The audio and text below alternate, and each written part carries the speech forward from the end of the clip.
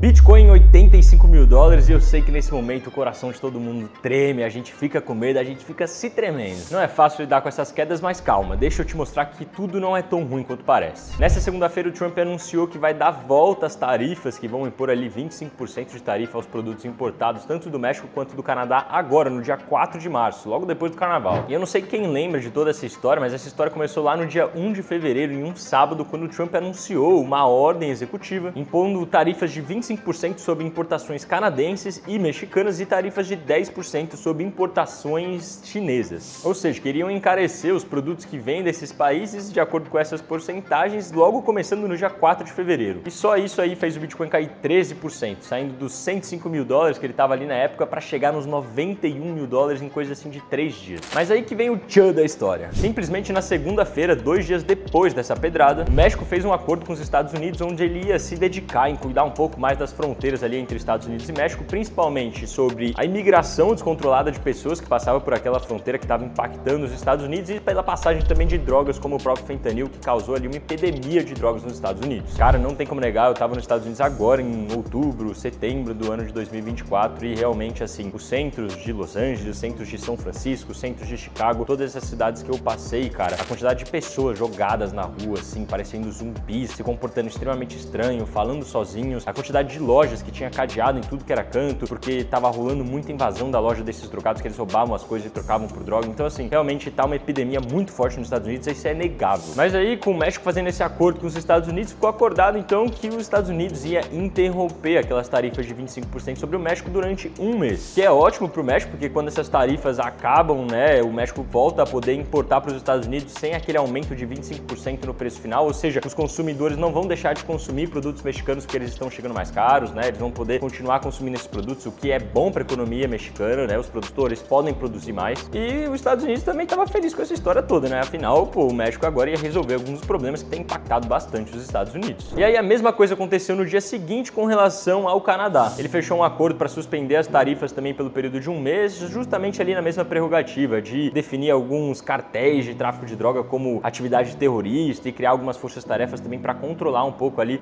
o tráfico de drogas entre a fronteira entre Estados Unidos e Canadá. E bom, com esses acordos o Bitcoin voltou a crescer, novamente ali saindo dos 91 mil dólares para casa dos 100 mil dólares, 101 mil dólares ali, cara, em poucas horas. E aí agora, com esse prazo de um mês acabando e o Trump confirmando que vai ter volta das tarifas no dia 4 de março, o mercado virou um caos. O investidor fica assustado porque as tarifas encarecem o preço final dos produtos que vão chegar nos Estados Unidos, ou seja, elas são uma forma de inflação. Afinal, se todo produto da China chegar 10% mais caro, todo produto no Canadá e do México chegar 25% mais caro, cara, agora o americano vai ter que gastar cada vez mais dólares para consumir o mesmo produto. E os Estados Unidos já estão com um problema inflacionário dentro do país deles, isso é inegável e assim, com isso aí só fica pior. E é o que tem brecado os nossos cortes de juros, que é algo muito importante para os ativos de renda variável, como o próprio Bitcoin, para as ações em geral continuarem crescendo. Então só se aumentou as preocupações com o Federal Reserve, né, o Fed, o Banco Central dos Estados Unidos, de pô, não posso mais cortar os juros porque agora começou esse caos também. Mas deixa eu te mostrar uma coisa que costuma acontecer após o medo. Nesse momento o mercado cripto está registrando 25 pontos, cara, lá no indicador de medo e ganância, que significa extremo medo, um ponto que a gente não via desde setembro de 2024, quando começou a sair ali umas matérias, umas pesquisas dizendo que Kamala Harris ia ganhar as eleições de 2024. Só que uma coisa que é legal é esse gráfico aqui, ele mostra o preço do Bitcoin e também os pontos do medo e ganância, né, se a gente está em extremo medo, extrema ganância e tal, e vocês podem ver claramente que os pontos de extremo medo sempre foram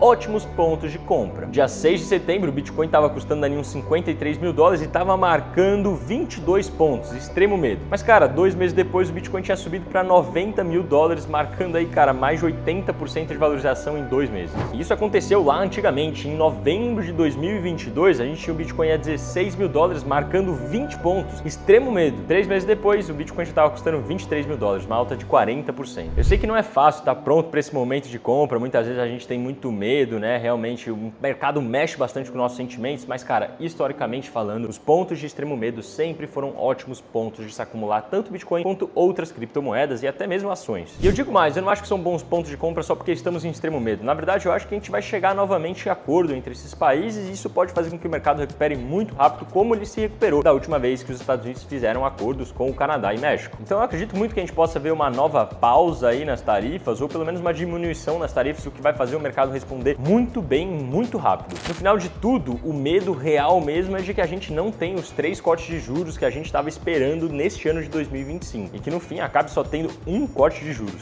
Eu acho que todo mundo está cansado de saber, né, o quanto que os cortes de juros são relevantes para o nosso mercado, para tirar o dinheiro que está preso ali na renda fixa, que o investidor está ganhando 4,5%, 5% ao ano em dólar, ele não quer nem saber de correr risco. E aí quando vem um corte de juros, esse cara fala, pô, agora eu só estou ganhando 4%, agora eu só estou ganhando 3,5%, agora eu só estou ganhando 3%, eu vou ter que investir em outra coisa ou eu vou ter que empreender. E por isso o dinheiro acaba fluindo para dentro de ativos de risco como as ações e o Bitcoin e as criptomoedas em geral. E aí eu tenho que dizer, cara, uma coisa é fato, tem muita altcoin boa, muito barata nesse momento. É preciso ser dito, ativos de setores que eu acho que são muito promissores, como o de agentes de inteligência artificial, que, cara, tiveram aquele hypezinho ali em novembro, dezembro de 2024, mas foram interrompidos ali devido à volta do medo de uma inflação descontrolada. Eu acho que esses ativos estão muito baratos. A XBT, Virtuals, Cookie, a I16Z, e muitos deles estão com preços de antes do hype, lá aquele preço lá do início de novembro de 2024. Então, cara, eu acho que eles estão muito baratos mesmo e que a gente tem que acumular. Uma frase que o pessoal aqui do escritório fala muito é que o caos antecede a ordem. Ou seja, que esse momento de caos costuma anteceder ali um momento de ânimo no mercado. O fundamento dos ativos não se alterou e macroeconomicamente a gente deu sim uma balançada, mas eu acho que, cara, não vai ser uma balançada forte o suficiente para impedir o que está por vir, que é lua, é o restinho dessa bull run. Enquanto a gente não tiver mais notícias sobre, de fato, o cenário econômico dos Estados Unidos, não tem como dizer que as altas acabaram. E falando em notícias, tem muita coisa vindo aí. Quinta-feira nós temos pedidos de seguro-desemprego chegando já para assolar o mercado, um dado importante para a gente medir o quão aquecido ou não está o mercado de trabalho lá nos Estados Unidos. E se o número de pedidos de desemprego vier acima dos 220 mil pedidos que são esperados para vir, isso vai mostrar que o mercado de trabalho está desaquecido. Tem mais gente pedindo por seguro-desemprego do que pensávamos, o que vai ter que pedir por queda nos juros para aquecer esse mercado novamente, o que é muito bom para o nosso mercado. Além disso, na quinta-feira a gente tem o PIB trimestral dos Estados Unidos, um dado muito importante. Isso vai determinar o aquecimento da economia americana como um todo, né? O quanto de riqueza está sendo gerado dentro daquele país e que, cara, se vier abaixo do esperado, vai fazer com que o Fed tenha assim que se mexer um pouquinho mais, olhar com um pouquinho mais de carinho para corte de juros, porque a economia deles não pode se desaquecer agora. E afinal, até se o PIB vier abaixo do esperado, isso vai mostrar que tem desaquecimento econômico, ou seja, que a gente tem menos problemas ainda com a inflação. Quanto menos aquecida uma economia, mais a inflação pode ser controlada. E aí na sexta-feira a gente tem o PCE, um dos dados de inflação mais importantes que o Fed, né, o Banco Central dos Estados Unidos, enxerga para medir o quanto que a inflação está quente ou não, né, se ela está grande ou não. E se a gente tiver um número acima de 2,8% no acumulado do ano, isso vai ser terrível para o mercado, porque vai mostrar que de fato a inflação está descontrolada e aí pede sim para o Fed manter os juros mais altos por mais tempo. Essa é uma semana que tende a ser, cara, bem polêmica, a gente tem que acompanhar bastante coisa que vai acontecer, então já deixei para vocês a notícia que vocês têm que ficar de olho e vamos ver qual vai ser o resultado de tudo isso. Mas no geral, pessoal, tranquilidade, esse é um momento em que eu sei, o nosso estômago começa a balançar, a gente fica com medo, mas cara, sempre foi aquela frase que tudo fez sentido na nossa vida: compre ao som dos canhões e venda ao som dos violinos. É preciso com que a gente saiba, cara, comprar nesses momentos em que a gente tá com medo, em que o pau tá atorando e tá todo mundo se tremendo, e que a gente possa vender naquele momento em que tá todo mundo, cara, muito otimista, achando que tudo vai disparar. Espero que esse vídeo tenha ajudado vocês a se localizar no que tá acontecendo no mercado. Se te ajudou, considere se inscrever aqui no canal, que você ajuda muito. Deixa um like, manda esse vídeo pro amiguinho e muito obrigado. Vejo vocês em uma próxima e segue lá no Instagram em @CryptoBrasilOFC. Tchau, tchau.